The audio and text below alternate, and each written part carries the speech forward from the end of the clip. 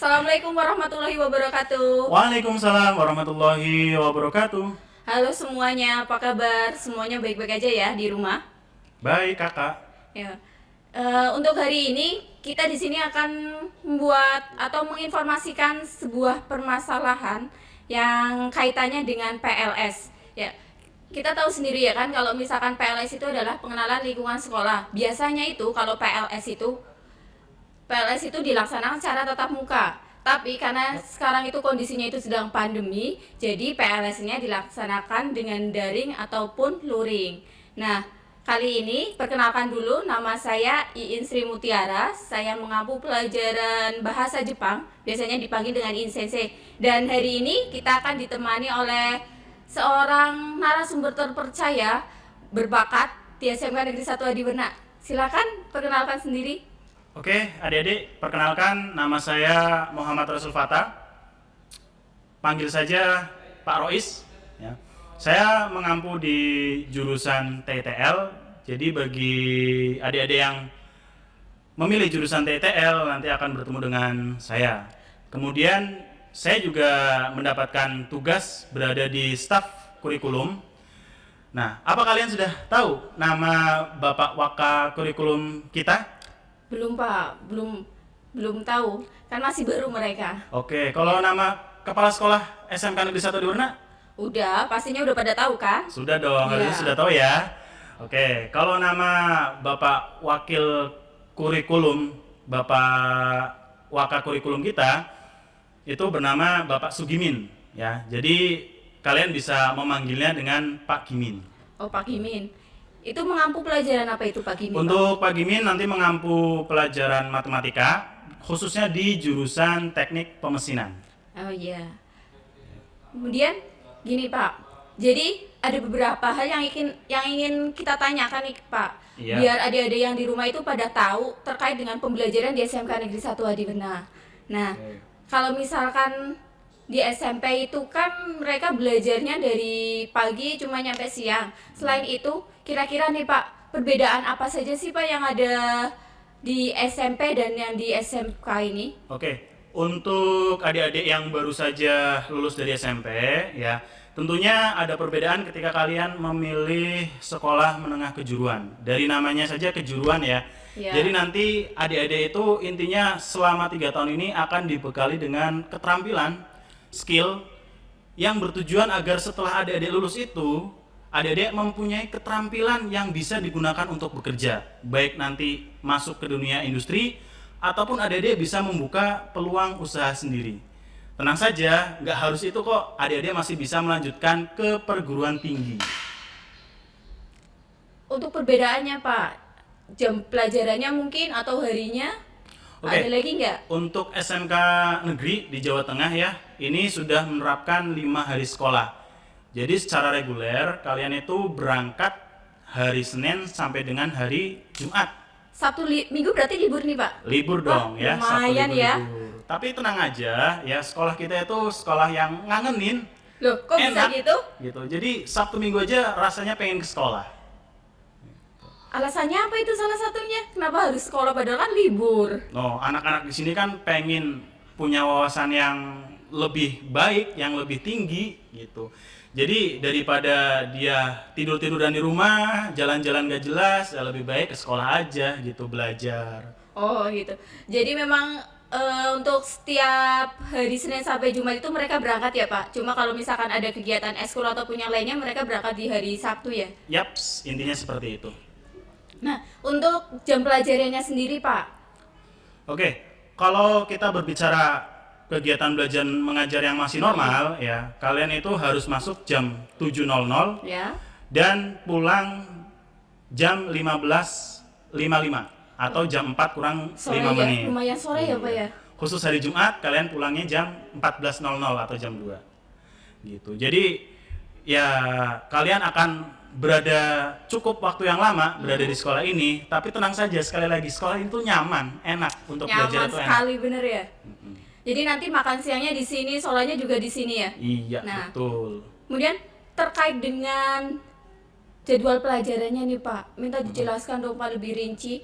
Kan kalau misalkan kayak gini kan saya dengar-dengar nih Pak ya, kalau misalkan jadwal pelajarannya sendiri ada 2 pelajaran nih, ada pelajaran produktif sama normatif. Iya. Bisa dijelaskan nggak Pak? Oke, eh, ada 2 kelompok ya. Intinya Ya. itu ada pelajaran umum sama pelajaran bengkel, ya.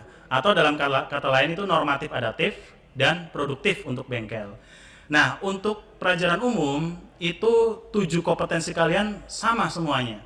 Jadi mulai dari pendidikan agama dan budi pekerti, kemudian PPKN, bahasa Indonesia, sampai dengan bahasa Jawa, itu sama. Ya. Yang membedakan itu di masing-masing kompetensi keahliannya. Yang produktifnya ya Pak ya? Iya, yang produktifnya. Jadi ada materi atau mata pelajaran yang tujuannya itu membekali kalian agar mempunyai keterampilan atau skill setelah lulus dari SMK. Oh, jadi yang namanya produktif itu pelajaran bengkel gitu ya Pak? Kemudian Yaps. kalau untuk normatif itu pelajaran umum ya? Umum. Iya ya. Sekarang udah lebih tahu nih Pak untuk adik-adik yang di rumah. Nah, Pak bisa minta contohnya nggak sih Pak untuk jadwal pelajarannya sendiri?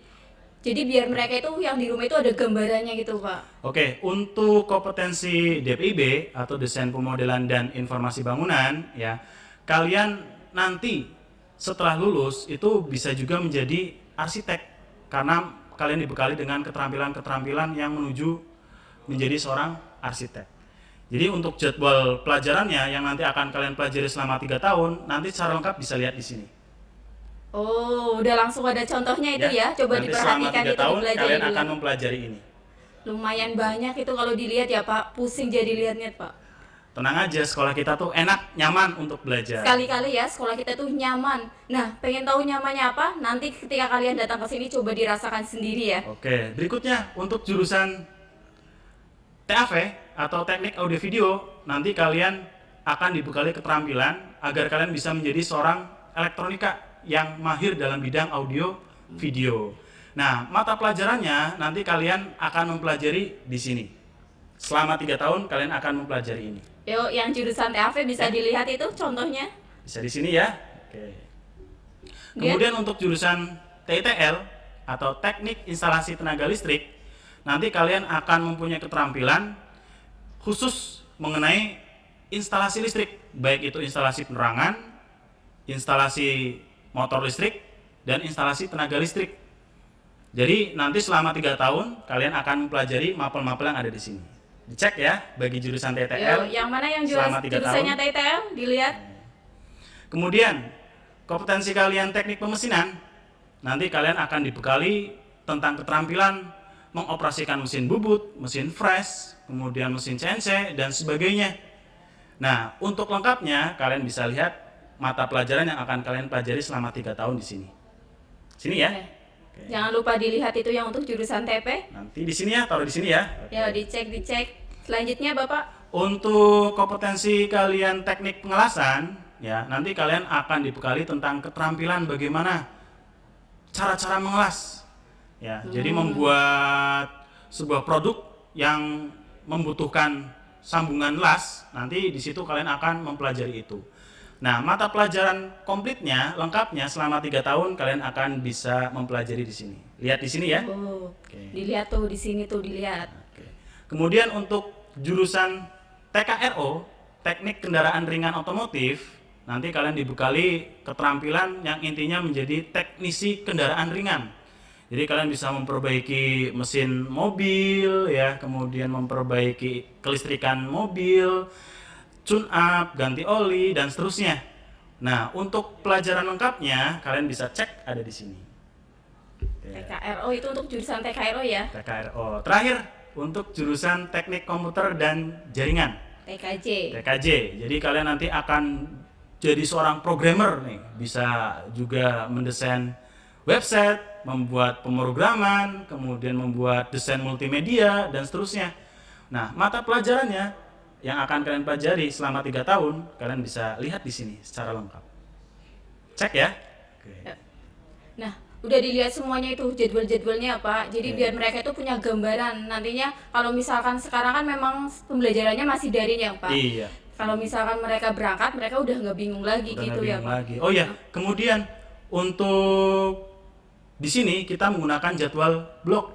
Ya. Maksudnya apa itu Pak? Blok Oh, rumah iya. atau blok apa itu? Itu blok kaplingan ya. Oke. Jadi gini, maksudnya kalian dibagi menjadi 2 kelompok Ya. setiap minggunya. Misalkan untuk DBIB 1, minggu pertama kalian akan belajar tentang mapel-mapel umum. Jadi mulai dari PABP, ya agama sampai dengan bahasa Jawa, itu kan mapel umum ya. Ya. Kemudian di minggu berikutnya kalian akan mempelajari mata pelajaran tentang produktif atau bengkel. Nah, pada intinya kalian akan bertemu mata pelajaran itu kembali setiap 2 minggu sekali. Oh, berarti jaraknya 2 minggu ya Pak. Untuk misalkan mau belajar bahasa Indonesia, mereka minggu pertama ini ketemu, kemudian minggu depannya tidak ketemu, Tidak gitu ketemu ya? karena ketemunya mata pelajaran bengkel. Kalau jaraknya lama kayak gitu, nanti jadi kangen gimana itu Pak? Enggak dong, ya itu untuk mempermudah kalian ya. Jadi selama 1 minggu itu kalian hanya fokus pada mata pelajaran umum, di minggu berikutnya kalian akan fokus pada mata pelajaran bengkel. Oh, jadi itu yang namanya sistem blok gitu ya Pak? Jadi, Kemudian ingat ya, untuk di SMK itu ada ruangan umum atau ruangan teori ya, kemudian ada ruangan bengkel. Jadi pada pelajaran umum kalian berada di ruang teori mulai dari ruang 1 sampai dengan ruang 43. Ya. Banyak ya ruangannya ya? Bener. Banyak. Berarti seluas apa itu SMK Negeri 1 di Berna? Luasnya itu mendekati 5 hektar. Nah, hitung saja 5 hektar itu berapa kali berapa ya? Iya. Oke, kemudian kalau yang mendapatkan jadwal di mata pelajaran bengkel atau produktif, maka kalian harus berada di ruangan bengkel masing-masing. Kita ada 7 bengkel ya, sesuai dengan jurusan-jurusannya ya. Kemudian ingat, setiap jurusan itu punya warna identitas masing-masing. Loh, kalau DBIB itu warnanya apa Pak? Warnanya abu-abu. Kalau elektro, TAV, TAV itu warna merah, merah.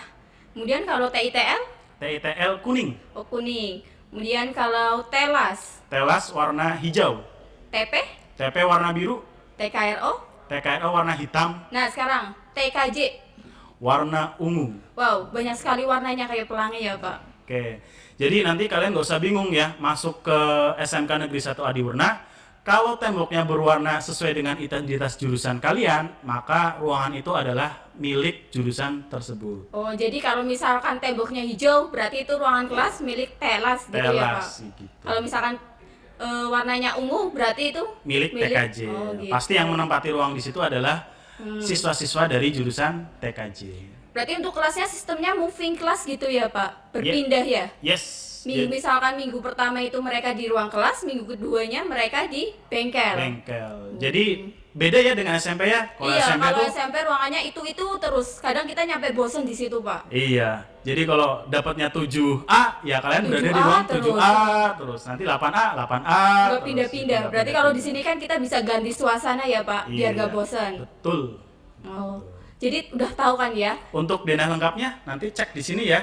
Oh, ini contohnya ini Contoh ya. denah bisa lengkap dipelajari dari di pintu sini. gerbang sampai dengan ruang-ruangan di belakang sampai dengan ADB Sport Center. Yang tadi ada berapa ruangan, Pak? Ruangan kelasnya? Ada 43 ruang teori, kemudian ada 7 bengkel, kemudian masih ada 10 ruang terpadu. Bisa dibayangkan sendiri ya, berapa banyak ruangan yang di sini dan berapa luasnya SMK Negeri 1 Adiwerna. Iya. Kalau jalan-jalan capek sendiri di situ ya, Pak? Kalau kalian mau mengelilingi SMK Negeri 1 Adiwerna tiap ruangan, kalian butuh waktu kira-kira sekitar 2 jam. Oh, 2 jam. Gitu. Jadi untuk memasuki, kemudian ngecek dalamnya, kemudian berpindah setiap ruang, kalian paling tidak butuh waktu 2 jam. Gitu. Lumayan capek ya? Oh, lumayan itu. Sama jalan dari sini sampai kemana itu? Oh. Pak, kaitannya dengan sekarang nih, Pak. Sekarang kan sedang masa-masanya kan pandemi COVID-19 ya, Pak ya? Yaps. Nah, untuk pembelajarannya sendiri, itu apakah kita itu maksudnya mereka anak-anak, adik-adik itu harus berangkat ke sekolah atau diganti dengan yang lainnya, Pak? Oke, untuk pembelajaran tatap muka tentu ada syarat-syaratnya ya. Jadi kita masih menunggu rekomendasi apakah daerah Kabupaten Tegal ini sudah masuk zona hijau belum. Kalau sudah zona hijau, kemudian kita mengajukan izin oleh pemerintah daerah, diizinkan enggak? Nah, kalau sudah diizinkan, kemudian sekolah siap tidak dengan protokol-protokol kesehatan, syarat-syarat yang harus dipenuhi. Kalau sekolah sudah siap, kemudian orang tua atau komite sekolah siap tidak. Kalau keempat unsur itu sudah oke semua, maka pembelajaran tatap muka bisa dilaksanakan. Namun pada masa transisi ini ya tentunya ada beberapa pola gitu. Jadi pola yang pertama itu full daring ya. Jadi pembelajaran benar-benar dilaksanakan secara jarak jauh, kalian tetap berada di rumah. Kemudian setelah itu pola kombinasi, sebagian minggu ada yang belajar di rumah, sebagian ada yang tatap muka di sekolah gitu. Namun masih tetap memperhatikan COVID ya dan menunggu Protokolnya izin dari pemerintah yang berwenang gitu. Kemudian pola yang terakhir itu adalah tatap muka terjadwal. Jadi semuanya tatap muka, namun tidak ada pembelajaran daring gitu. Nah itu tetap menunggu informasi dan rekomendasi dari gugus tugas dari COVID-19. Berarti kalau misalkan zona merah sendiri itu berarti kan zona bahaya ya Pak? Iya. Kalau misalkan sekarang di Tegal itu zonanya udah zona hijau atau zona merah atau zona yang lainnya? Coba dicek ya. Sementara ini kalau tidak salah masih ada kasusnya Pak. Iya, Ya, ada jadi 5 bukan ya. zona hijau. Kalau zona hijau itu kasusnya udah 0%. Nah, Pak, yang tadi kan kaitannya sama daring. Adik-adik kan belum tahu jelas metode daringnya itu seperti apa. Kalau misalkan di SMK Negeri 1 Adiwena itu metode pembelajarannya itu menggunakan metode daring. Oke. Kalau masih menggunakan daring Ya. dan rencana ini tanggal 13 Juli 2020 selama 2 minggu ini masih diputuskan secara daring. Jadi nanti pembelajaran jarak jauh, siswa masih tetap berada di rumah. Kemudian rata-rata dari guru ADB itu nanti akan menggunakan aplikasi Google Classroom. Oh iya. Oke, aplikasi yang cukup mudah, cukup familiar karena rata-rata kita tuh punya Android ya. Punyanya Google kan itu. Google itu kan berbasis Android ya. Nah, jadi semua email itu terintegrasi di situ gitu. Jadi kalau kalian punya HP Android, pasti punya email dengan domain @gmail ya. Iya. Kemudian kalian bisa download aplikasi Google Classroom menggunakan akun kalian, kemudian tinggal masukin kodenya. Nanti kode akan diberikan kepada wali kelas dan akan diteruskan kepada kalian. Tinggal masuk, kemudian silakan berkenalan dengan guru yang mengajar kelas kalian. Oh, jadi untuk hari Senin ini dulu mereka itu masih pembelajarannya menggunakan pembelajaran daring ya Pak? Yes. Jadi soalnya kan banyak sekali adik-adik yang tanya, nanti hari Senin itu udah mulai berangkat atau belum? Mereka itu kan belum dapat informasinya Pak. Iya, untuk kelas 11 dan 12 itu hari Senin sudah mulai daring ya. Tapi untuk kelas 10 kan masih ada 3 hari PLS ya. Iya. Gitu. Jadi ikuti dulu PLS-nya. Kemudian setelah PLS selesai, kalian bisa mulai pembelajaran daring. Khususnya untuk pembelajaran dari sendiri nanti akan dibimbing sama wali kelasnya ya Pak ya? Yes. Takutnya kan mereka kan takutnya mereka itu nggak tahu. Oke. Mereka itu nanti takut sendiri kayak gitu Pak. Jadi kita kan butuh dibimbing. Oke, tenang aja. Langkah-langkahnya seperti apa? Sudah kita siapkan asik ini. handout untuk melaksanakan pembelajaran daring dengan menggunakan Google Classroom. Tenang Apa aja. sih ya untuk kalian ya? Kayaknya dipermudah sekali. Mau dibimbing, kita bimbing ya. Oke. Kemudian tentunya pada pembelajaran masa pandemi ini tidak seperti pembelajaran pada era normal.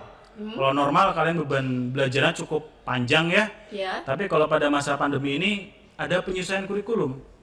Jadi kalian itu paling tidak sehari hanya belajar sekitar 4 jam.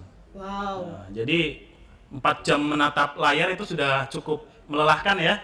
Jadi kita batasi ya, tidak terlalu lama lah. Jadi membaca materinya, kemudian sampai dengan mengerjakan tugas, kira-kira tuh dalam sehari durasinya ya 4 jam lah. Hanya Bisa 4 kalian jam kerjakan di pagi hari, misalkan pagi hari 1 jam. Nanti agak siangan buka lagi 1 jam lagi. Sorenya buka lagi 1 jam lagi. Kemudian malamnya tinggal ngerjain tugas 1 jam lagi, kan 4 jam. Gitu. Nah, kalau misalkan nih Pak, SMK Negeri 1 Adiwena itu terkenal dengan disiplinnya. Setuju atau tidak? Saya rasa setuju sekali ya. Setuju banget ya. Oke. Nah, untuk siswa-siswinya juga tertib-tertib ya Pak? Tertib sekali, seragam sekali, kemudian kompak ya, dari rambut atas sampai dengan sepatu. Lengkap, diperiksa semuanya kalau Diperiksa misalkan semua. masuk ke gerbang ya Pak ya. Yaps. Nah, kalau misalkan pada keadaan normal, kita pantau secara langsung nih ya Pak. Kita pantau secara langsung. Mereka misalkan cara berpakaiannya ataupun yang lainnya. Nah, sekarang nih Pak, kalau misalkan mereka di luar sana pembelajarannya secara daring nih. Mereka kan berarti kan otomatis kaitannya dengan online ya Pak. Iya. Kemudian berkomunikasi kepada Bapak Ibu gurunya kan juga lewat online nih Pak. Yes. Nah, kira-kira ada etika khususnya tidak Pak dari sekolahan yang biar bisa dipelajari siswa bagaimana sih cara beretika komunikasinya kepada Bapak Ibu guru? Yes, jadi kalau pada dunia nyata ya, pada pembelajaran secara langsung tatap muka, memang siswa SMK Negeri 1 Adiwurna itu memang siswa-siswa yang sopan, kemudian tertib, disiplin, top lah pokoknya. Ya, Nah, setuju. tentunya pada saat pembelajaran daring, Nah, itu Pak. sopan santun, disiplin kalian juga tetap diterapkan. Harus dijaga ya Pak. Jadi ini saya kasih tips ya, contoh nih. Mana contohnya Nah, ini Pak? etika berkomunikasi siswa kepada guru, karena kalian akan mempelajari dengan secara daring. Yang pertama, kalau kalian ingin bertanya atau mengirimkan pesan WhatsApp kepada guru, perhatikan waktu. Waktunya maksudnya gimana itu Pak? Itu waktu beraktivitas. Jadi Ya.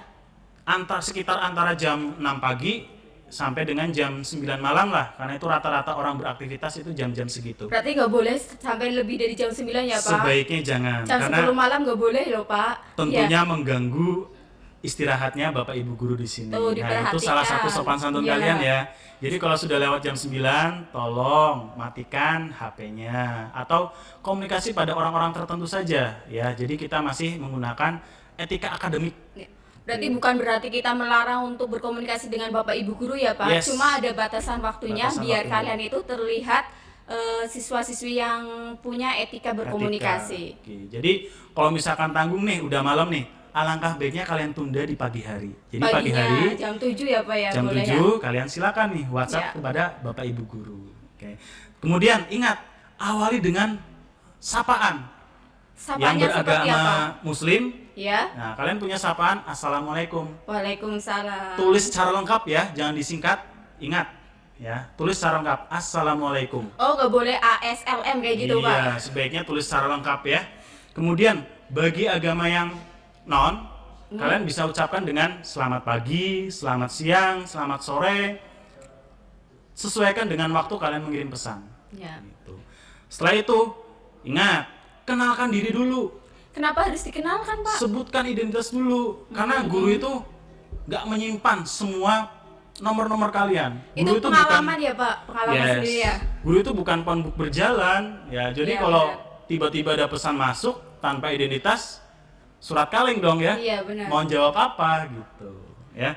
Kemudian langsung aja to the point pada permasalahannya, gak usah bertele-tele, gak usah menimbulkan pertanyaan tambahan, langsung isi pesannya apa, butuhnya apa.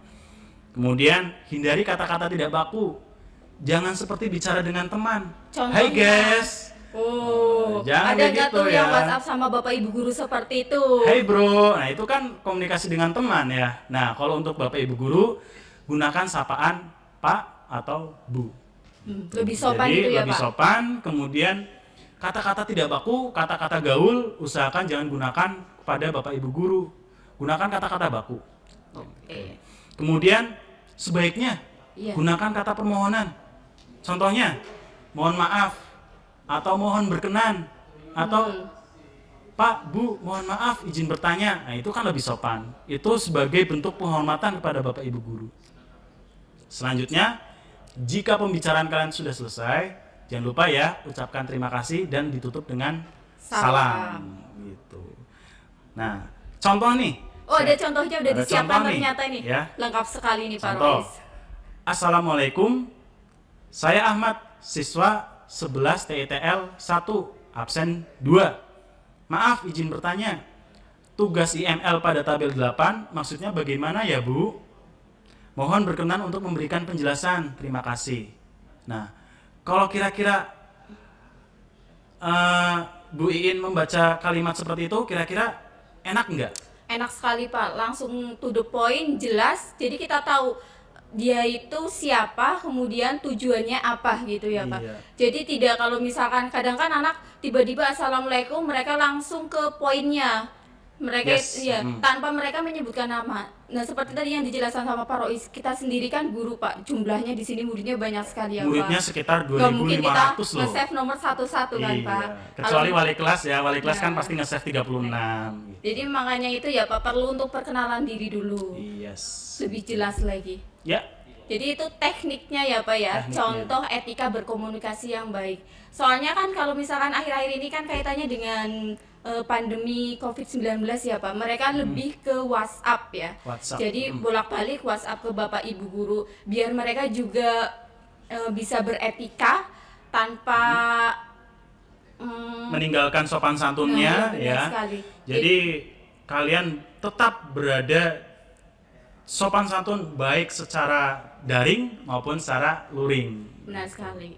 Kalau misalkan secara langsung kan kita bisa langsung menegur langsung ya Pak. Kalau ini Iya. kan berarti mereka udah cukup tahu langkah-langkahnya atau cara-caranya beretika komunikasi yang baik dan benar. Sip. Tadi udah dicontohkan sama Pak Rois jelas sekali. Kalau Ibu mak jelas sekali ini. Oke. Nah, terima kasih untuk Pak Rois ya untuk menjelaskan informasi terkait dengan pembelajaran di SMK Negeri 1 Adiwerna, mulai dari sistemnya. Tadi kan ada sistem blok ya, kalau di SMP kan nggak ada sistem blok, yang Yap. sistem gantian antara pelajaran produktif dan normatif. Kemudian ternyata di SMK ini kan kita belajar hanya 5 hari kerja ya Pak, 5 hari Senin sekolah sampai ya.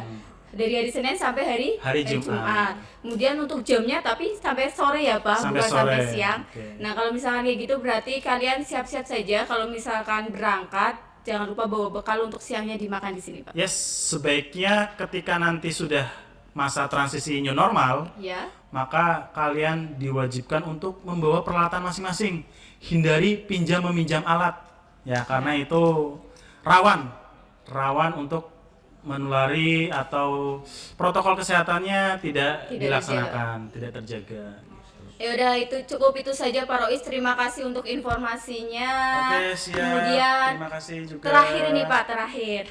Boleh dong Pak kasih pesan dan kesannya untuk adik-adik yang di rumah.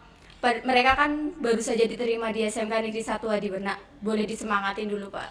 Oke, buat adik-adik di sini ya yang sudah berhasil melalui seleksi PBDB, saya ucapkan selamat.